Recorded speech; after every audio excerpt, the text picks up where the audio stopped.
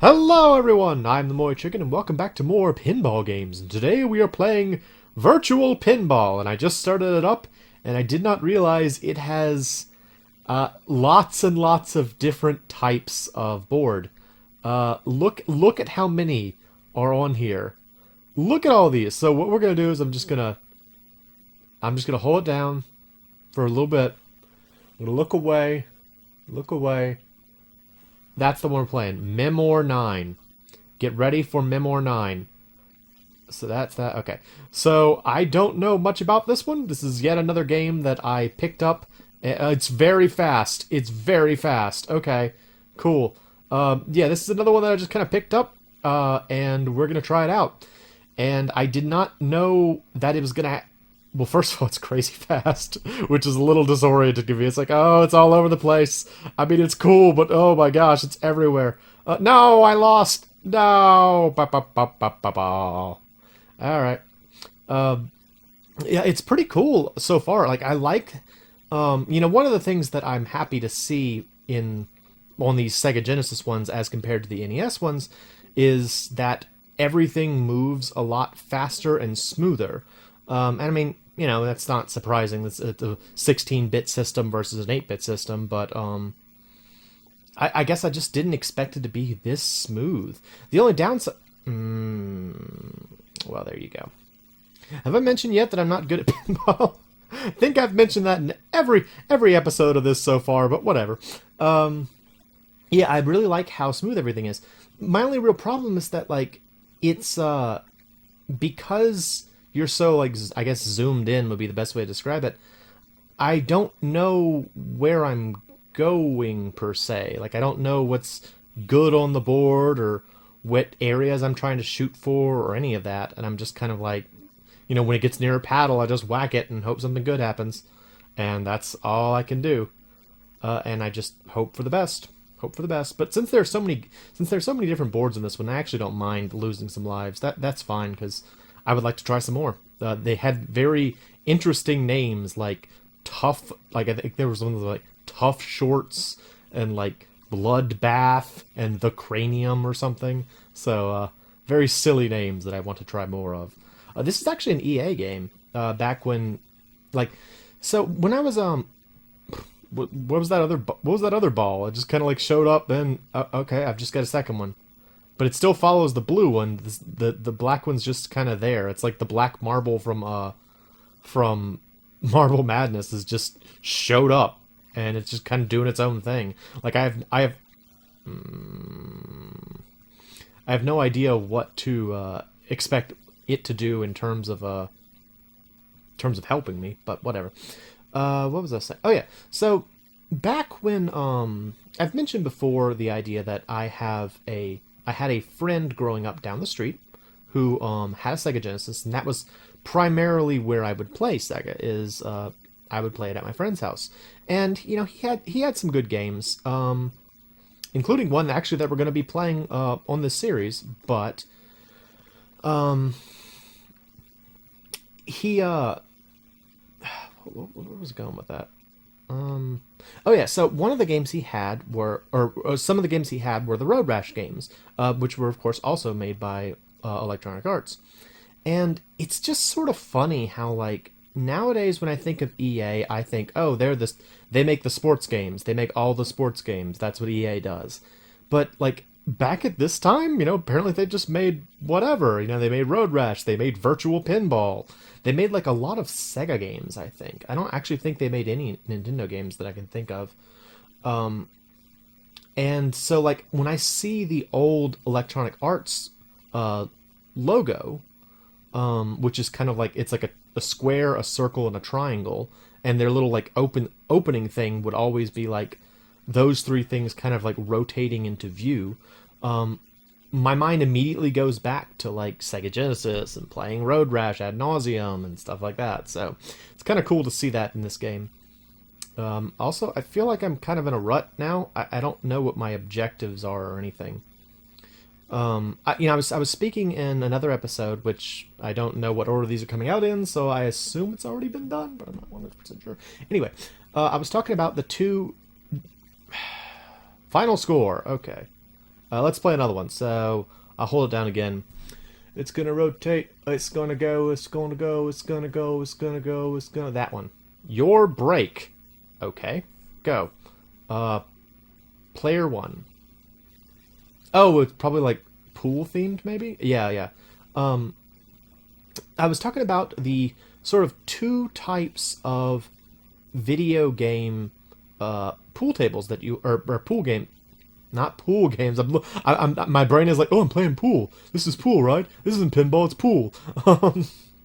The two types of pinball games that you will usually see, you'll either have the ones where there are a lot of pinball tables, but each one is very simple, or you'll see the ones where there's just one pinball table, but there's a lot to do. Like you compare this to something like pinball, the NES pinball, where there was like a bonus level and there were like all those things, like there were those cards you could match, and there was like the penguins and stuff like that. There was like a lot going on. With this one, it's really just sort of like there are a couple of bumpers. There are a couple of things I can do, like I can try and knock down these pins.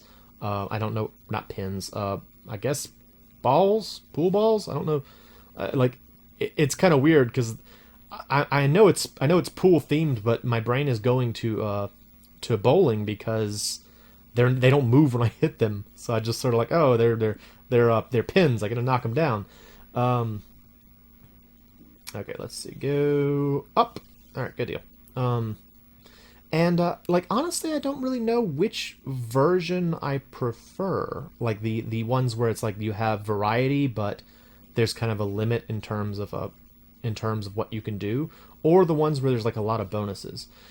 At the current moment, like I'm kind of leaning more towards the latter, where you have like just one board, but it's really complicated, because I feel like even though it is true that I can play like lots of different boards this way, I sort of feel like, yeah, but each one's not going to be that fun. It's like I have a lot of different boards that are all very default, I guess. So I don't know. We'll keep playing. I am curious to see more boards.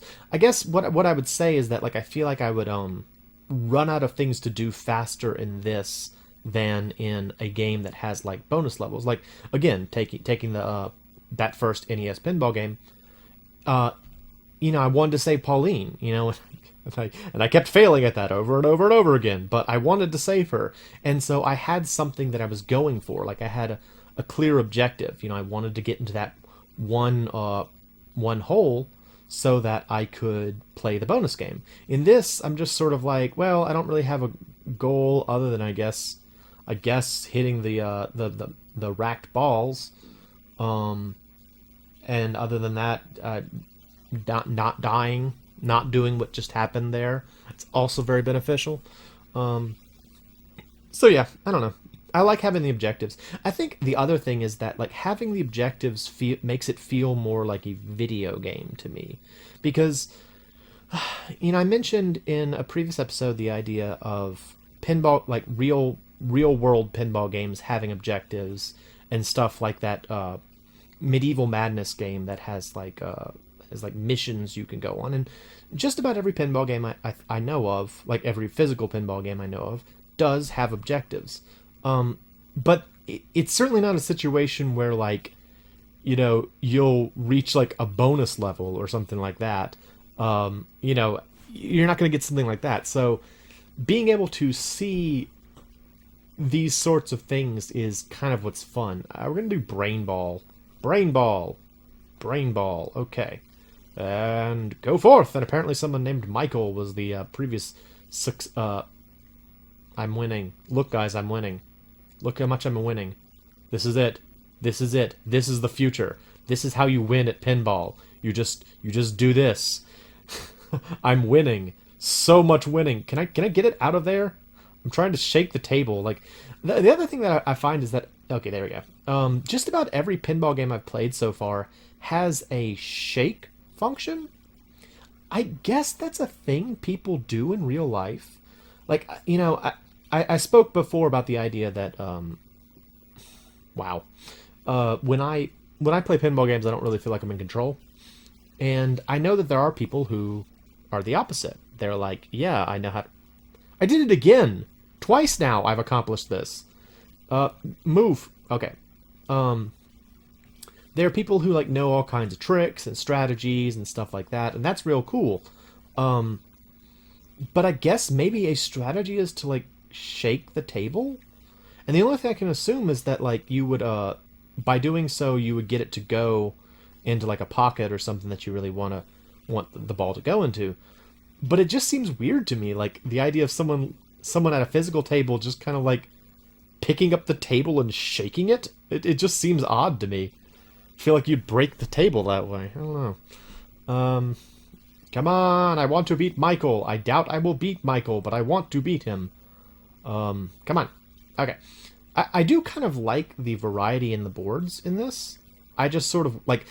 And I also like the fact that a lot of these boards seem split.